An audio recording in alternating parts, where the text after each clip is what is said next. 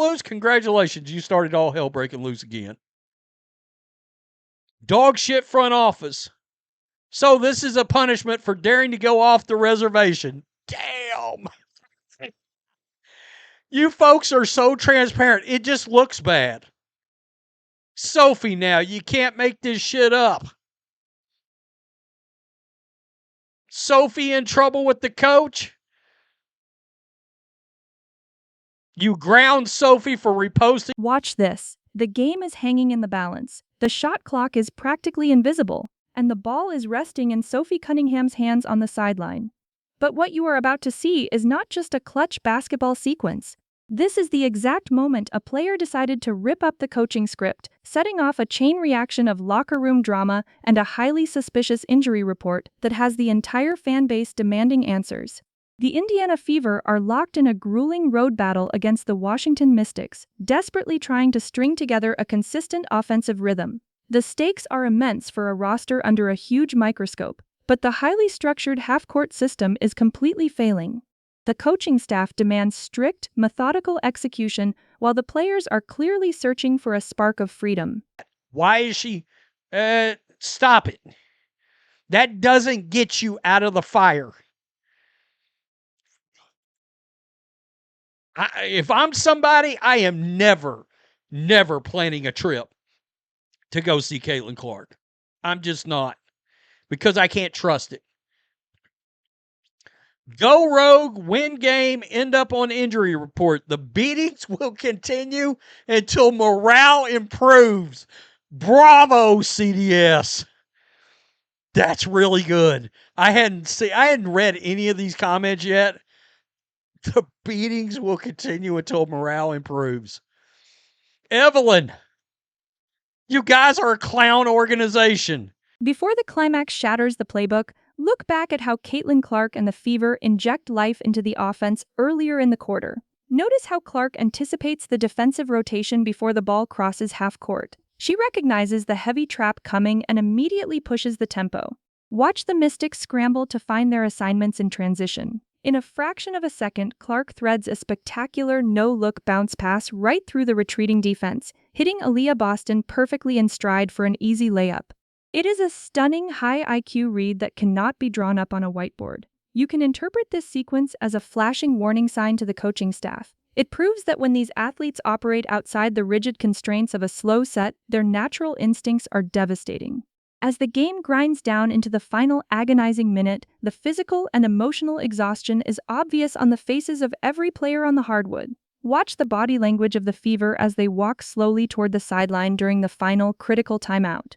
They look drained by the constant friction of fighting against both the opposing defense and their own restrictive offensive system. Head coach Stephanie White is aggressively tapping the dry erase board, demanding a very specific safe action to control the final possession.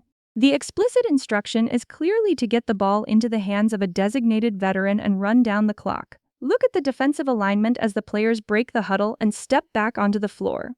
The Mystics switch their defensive scheme entirely. They are face-guarding, fighting aggressively through every single screen, and refusing to allow any clean perimeter catches. The Fever are a terrible, mismanaged organization. Absolutely correct. Why does your organization hate the millions of fans that CC brought with her? Ella, that's good.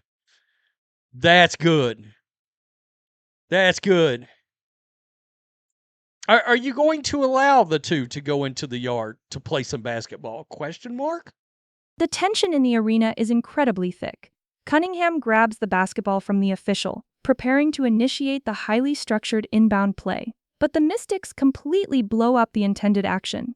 Watch the primary passing lane slam shut as two defenders aggressively swarm the intended target. The paint is clogged with physical defenders, ruining the spacing. Cunningham is frozen on the sideline with the basketball raised above her head, watching her options disappear. The referee's hand is chopping the air, counting down the 5 seconds. 1, 2, 3. The entire perfectly drawn scheme has completely disintegrated under the defensive pressure. The coaching staff is frozen on the bench. The players are entirely on their own to salvage the possession. A joke about a bully coaching staff that was already a joke. Woo! Step out of line, ride the pine. So Sophie was punished. The YouTubers called it. X Griffin. X Griffin. Love it.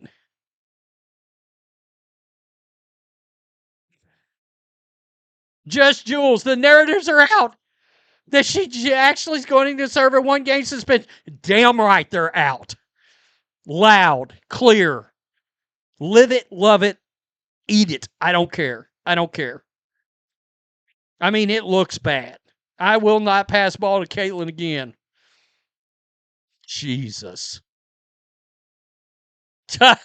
Oh, This is where raw instinct takes over and the structure breaks down entirely. Clark makes a lightning-fast read, recognizing that the defense has overcommitted to the intended play. She abandons the drawn-up spacing. Watch her precise footwork here.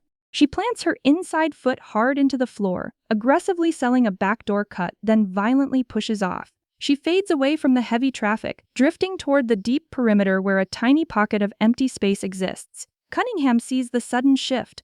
She does not hesitate or look to the bench for permission. She fires an absolute bullet, placing the basketball in the only available shooting pocket. Watch the mechanics of the catch and release. Clark receives the ball perfectly in stride, her feet aligned with the rim before she even makes the catch. The recovering defender lunges forward in a frantic closeout. Clark rises up unbothered. The ball leaves her fingertips with perfect rotation. The buzzer echoes loudly through the building. The net snaps. This injury report, and Sophie Cunningham randomly shows up right after she has to put out a statement in what looks like a, oh crap, I've done gotten my arm twisted, my elbow twisted by the Indiana Fever leadership. And look, Sophie's going to deny that. This play matters deeply because of the unbelievable, highly suspicious fallout it triggered within the Fever organization. The execution was brilliant, but it was a completely improvised rogue decision that directly defied the coaching staff. In a system built on strict control, going rogue apparently has consequences, even if it wins the game. Shortly after this breathtaking performance, an official injury report dropped that completely enraged the fan base. Cunningham miraculously appeared on the list with a questionable right elbow. You can interpret this sudden phantom injury as an unfortunate coincidence, but fans are loudly calling it exactly what it looks like. It looks like a secret suspension. It looks like a calculated punishment from a front office desperately trying to maintain control over a roster that is starting to trust its own instincts. I said, did Sophie's elbow get hit with a pipe? Did they hit her elbow with a pipe? What the F? I see we're still doing the BS probable for Caitlin Clark. That probable is it's so shady and shitty at this point because they're doing that to try to, they think they're being clever. Oh, we're trying to get around backlash in case she all of a sudden doesn't play. No, you're When a player hits a game-winning shot off a brilliant read, you expect the locker room to celebrate. Instead, the post-game environment felt incredibly tense, and the ensuing injury report only fueled the heavy controversy. The fans clearly want to see the players unleashed. They want the flashy reads, the deep jump shots, and the undeniable chemistry that makes this team so compelling. This tension between a coach's desire for rigid, systemic control and a player's natural freedom to improvise is the defining, explosive storyline of this season. The front office wants to win their specific way, but the players are proving that sometimes you have to rip up the playbook to actually secure the victory. The scoreboard is the ultimate judge, but the locker room politics are threatening to tear the team apart. As the Fever head into their highly anticipated next matchup, the national spotlight will be burning brighter than ever on the coaching staff. Will Cunningham magically recover from her phantom elbow injury and take the floor, or will the organization enforce this alleged suspension to send a message? Watch how they run their very first offensive set play in the next game. It will tell you exactly who holds the real power in that locker room. Do you think management is actually punishing a player for making a game-winning assist? Or is this just a crazy coincidence? Should players ever be disciplined for improvising if it results in a major win? Drop your honest thoughts in the comments below and let me know if you are siding with the rebellious players or the strict front office on this one.